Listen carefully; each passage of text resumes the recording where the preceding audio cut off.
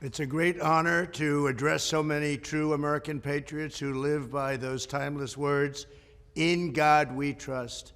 I want to thank Steve Scheffler, Iowa GOP Chair Jeff Kaufman, and so many other great people in the room, all friends of mine.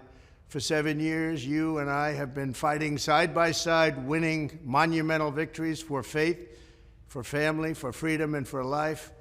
Together, we achieve more for our values than any administration in the history of our country, and it's not even close. I appointed over 300 judges to fill the federal bench with pro-Constitution warriors who interpret the laws as written. I faced down vile attacks to confirm our 3 great Supreme Court justices, Neil Gorsuch, Brett Kavanaugh, and Amy Coney Barrett. Last year, after decades of work by organizations like yours, those justices delivered a landmark victory for protecting innocent life. Nobody thought it was going to happen. They thought it would be another 50 years because Republicans had been trying to do it for exactly that period of time, 50 years. From my first day in office, I took historic action to protect the unborn. I reinstated and expanded the Mexico City policy, stopped taxpayer funding for abortion providers, and at the United Nations, I made clear that global bureaucrats have no business attacking the sovereignty of nations that protect life. And I was the first president to attend, as you all know, the March for Life rally in Washington, D.C., the first. I defended the vital institution of faith-based adoption. In addition, my administration restored religious liberty and protected the conscience rights of groups like the Little Sisters of the Poor. We fought with them, and we were very successful. We stopped, very importantly, the Johnson Amendment from interfering with pastors and First Amendment rights of people of faith.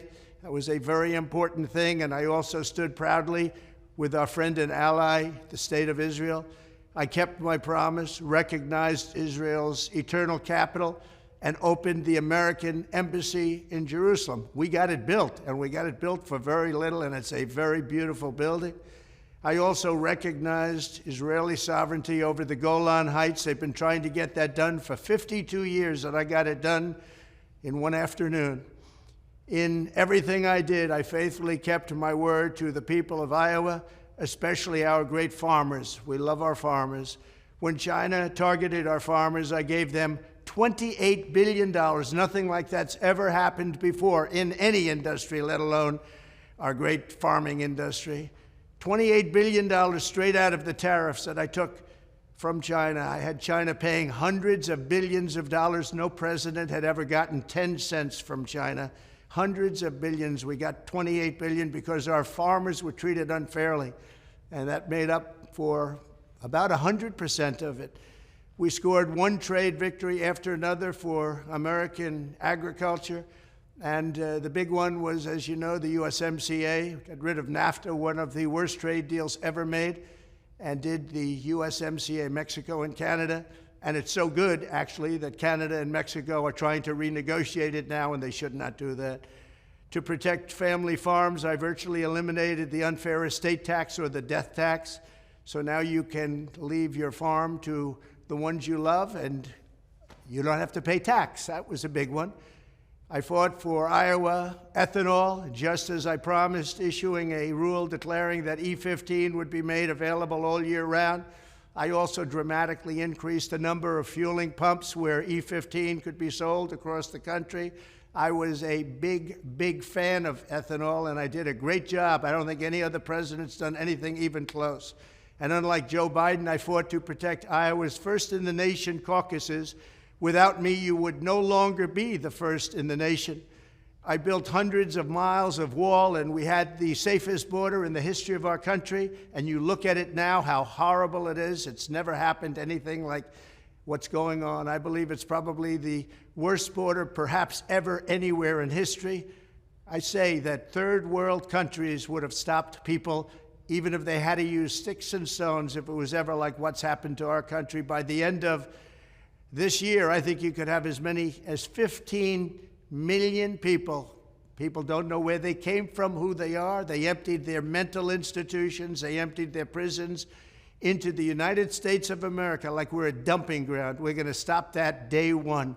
Every promise I made to you as a candidate, I've fulfilled as your president. And I will continue to fight for our values, our faith, and our freedom when we become the very important 47th President of the United States. We have to do it, or we're not going to have a country left. There has never been a time like this for our country.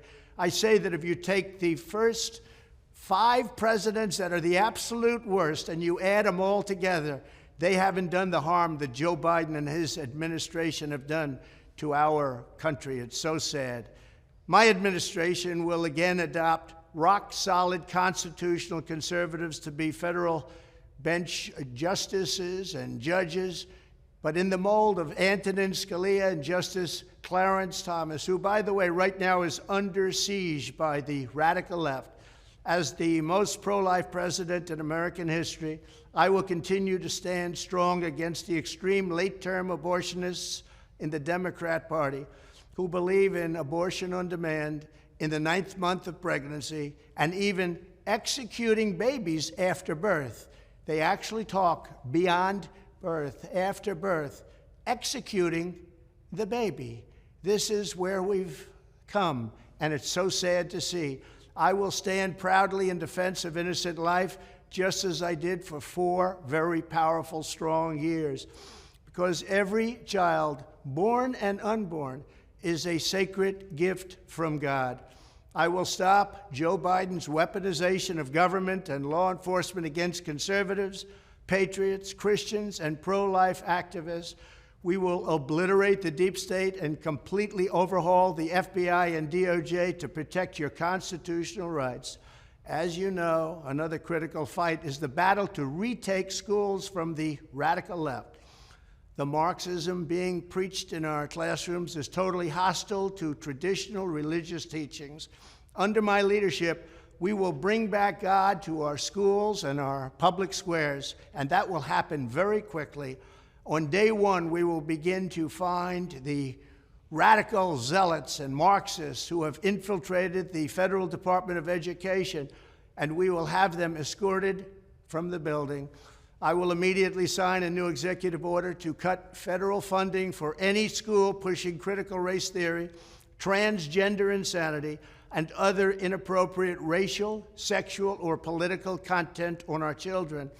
The left-wing gender lunacy being pushed on our children is an act of child abuse, and it will stop immediately. As president, I will sign a new executive order instructing every federal agency to cease the promotion of sex and gender transition at any age. I will then ask Congress to send me a bill prohibiting child sexual mutilation in all 50 states. And I will keep men out of women's sports. That's a simple one. We will give back the power to parents. Parental power will again be a force in our nation. Under my leadership, we will defeat the cult of gender ideology, and we will reassert the timeless truth that God created 2 genders, male and female. We will defend our culture. We will reassert the Judeo-Christian values of our nation's founding. We will protect our heritage and traditions, and we will make America great again. Thank you very much. God bless you all. God bless America.